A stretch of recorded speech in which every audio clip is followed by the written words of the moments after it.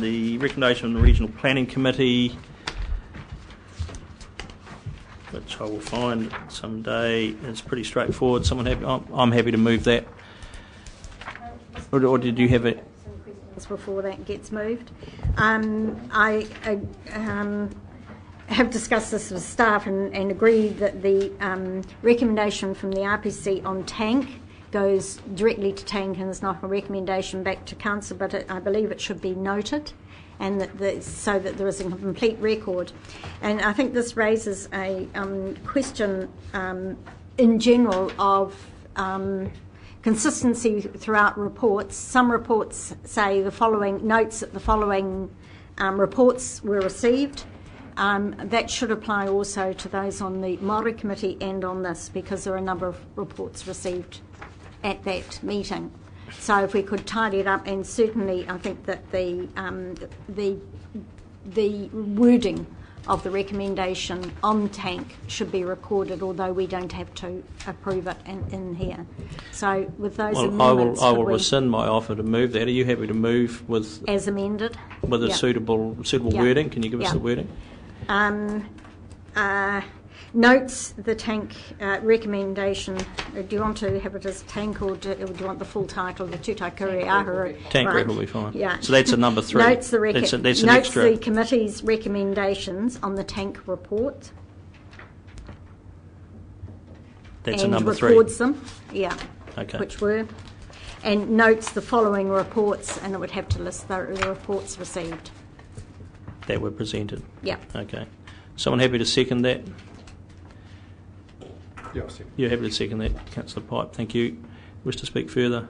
I'm just trying to get consistency across all the recommendations from the various committees, and so there is a paper trail. It's easy to find when you're looking back to find when the particular reports were there. And Sure. I'd suggest that also that we do, with the Māori Committee, record the reports that were received on that committee for consistency. Thank you. Councillor Pipe, do you wish to speak? Other speakers? Thank you. Put that motion. All those in favour, please say aye. Contrary, no. Carried. Hawke's Bay HBLASS draft statement of intent, page 43. The Chief Executive. Thank you, Mr. Chairman. The Hawke's Bay Local Authority Shared Services Company has been established by the 5 local authorities within Hawke's Bay. It was first established in December 2012, and it has an independent chair and the 5 chief executives of the councils as the board directors, and since July last year I've been your representative on the board. I think we've previously brought the annual report to this new council, I think, just to summarise the activities that the company is undertaking.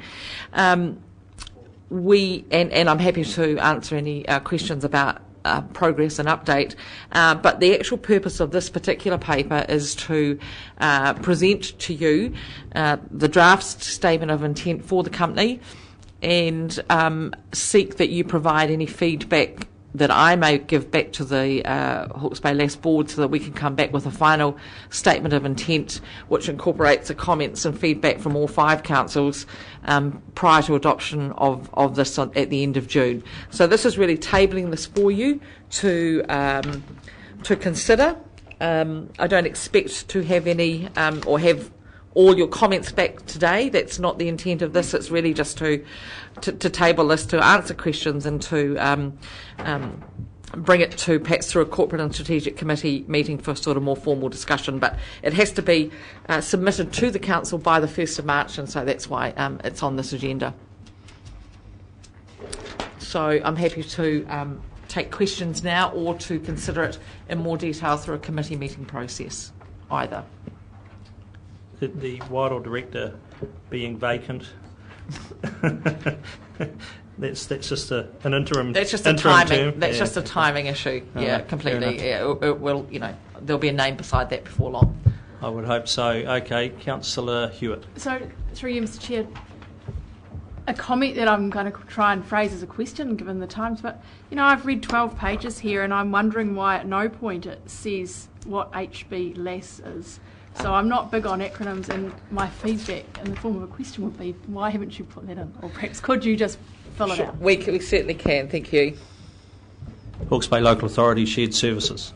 There you go. Councillor Pipe. Just on page 52, we're talking about the information to be provided to shareholders. One of the statements there is that regular summaries of activities and achievements. Just how often do those reports come to us on council, and how many have come in the past? Right, so we've been operating for just over 12 months, and there's been 2 reports, one of which has been an annual, was part of it, an annual report for the year ended 30th of June 2013, although it was only in effect 6 months. But we undertake to provide reports back to our contributing councils every 6 months.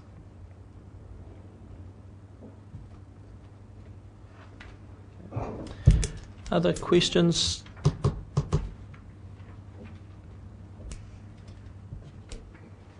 Councillor Bevan, no, you're all good. Someone happy to take us to the recommendation then? Councillor Scott, we have a seconder. Oh, sorry, any other questions, Councillor Hewitt? You happy to second that? You are? Yeah, okay, thank you. Seconded by Councillor Hewitt. You wish to speak? Wish to speak? Other speakers? Put that motion. All those in favour, please say aye. Contrary, no. I suspect there might be some speakers on page 55. Amended terms of reference for the Regional Planning Committee. Chief Executive. Thank you, Mr. Chairman. I will just go through a bit of the background to this, considering we have a number of new councillors around the table, and you've now attended your first Regional Planning Committee meeting, but really just to give you a bit more background to how and why it was established. The Regional Planning Committee really arose from negotiations being held between the Crown and Ngāti Pahuera on their treaty settlement process. And in their agreement in principle, the Crown had agreed with Ngāti Pahuera that they would look at the idea of a rivers board for the part of the Mohaka River and the Waihua and Waikowau rivers that are within their rohi. And they began discussions with the Regional Council, and we were concerned principally that this would not allow for integration of catchment management, because you've got, roughly 1/3 of the Mohaka River is in their rohi, and then you've got someone else. Not only that, but a multiplicity of those throughout the region would mean that we would spend our whole lives, servicing rivers boards and trying to coordinate all the different requirements through there. So the Crown negotiator at the time proposed the establishment of a regional planning committee that actually brought all of the treaty settlement groups together with the Regional Council, with responsibility for natural resource management, because underlying Ngāti Pahuera's concern was their feeling that they'd been completely alienated from the processes around developing policies and making decisions really about their rivers. So this idea really evolved over a number of months, years, and eventually we were in a position where the Regional Council agreed that they would establish a regional planning committee with equal representation of the 9 treaty settlement groups and the 9 councillors, and they prepared and adopted terms of reference around that. But the intent has been, and the commitment from the Crown to Ngāti Pahuera has been, that this Regional Planning Committee would actually become established through legislation. It would become a permanent committee, so no council could actually decide at the start of its triennium, or we don't want to have this committee any longer. It's permanently established and it can't be taken away, so that certainly provides a level of security for the treaty settlement groups. The actual process of developing the bill has been almost as long and arduous as the first part, even getting the committee up and running.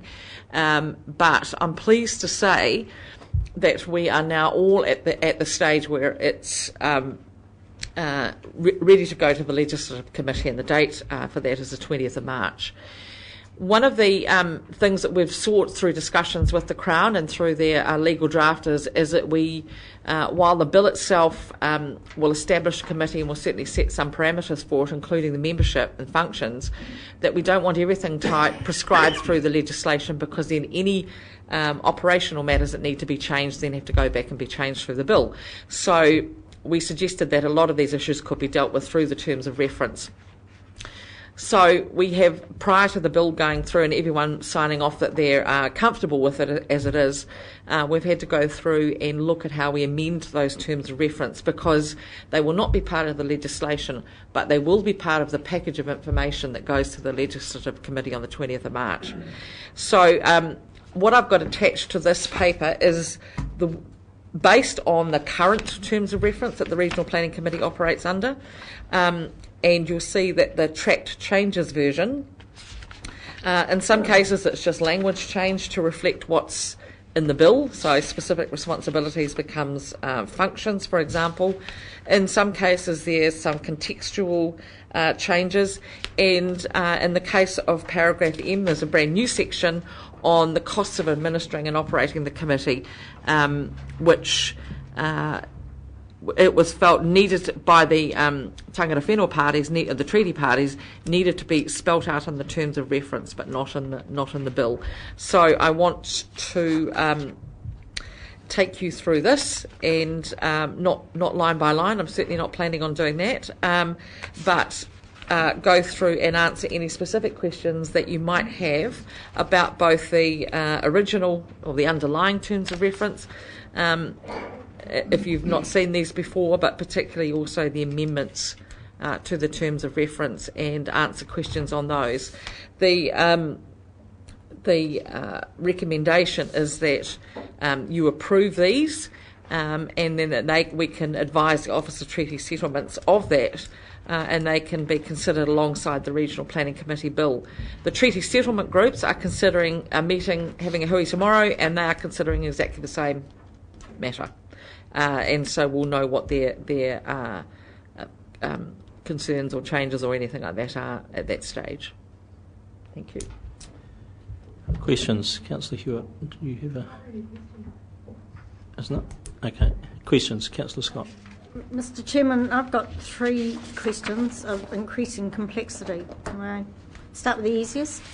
Under M, on the second sub bullet point in, I take it as roles, not with the extra E on a release or something. That's just a typo. Sorry, Councillor, where was that The again? need to achieve, maintain fair relativity, the last word.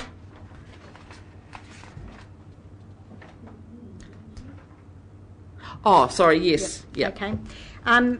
In N, the date, is that April 2013 or should that be 2014? That should actually just be updated. I think that you need to, and that's something that we've overlooked.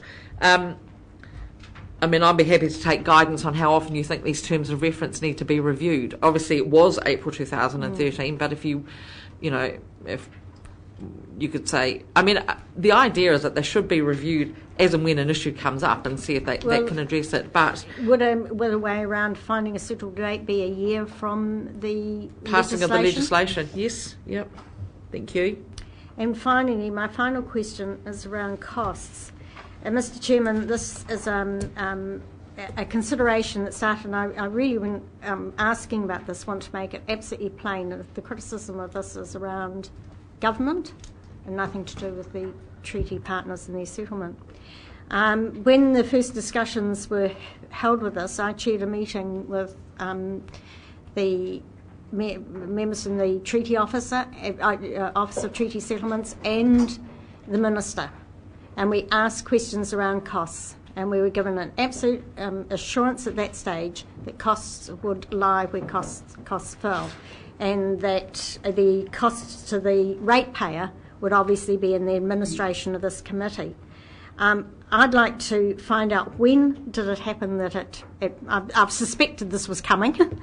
When did it happen that these full costs fell on the ratepayer instead of being part of the treaty settlement? And this is something that the ratepayer has absolutely no control over at all.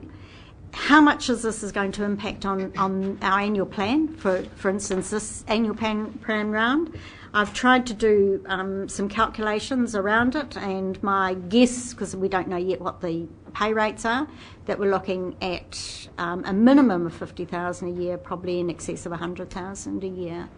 And I'm just having to guess at likely costs for this. How is it that we talk about maintaining our Hawke's Bay, our rates increase to the CPI, when we get a cost of the treaty settlement handed onto directly onto the ratepayer, you cannot keep costs within a CPI. This is the type of thing that comes from left field that actually does impact on our rates. So can you address with some clarity around the shift and the government's thinking, reasoning, and their original discussions with us?